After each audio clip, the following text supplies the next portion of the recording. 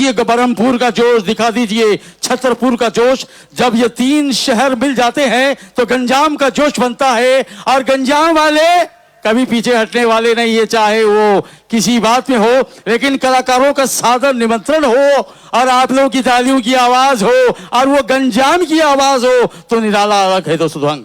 तो मैं चाहूंगा गंजाम वालों कान खोल कर सुन लो, एक बार प्यार से ताली तो हो जाए यार।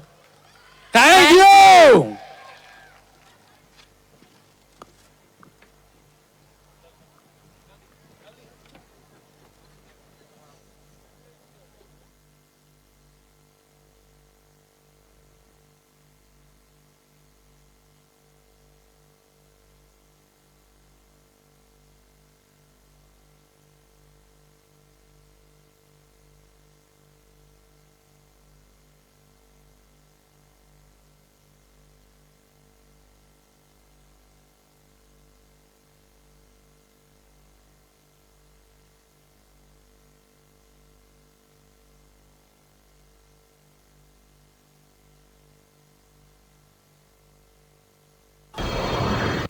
Things complicated.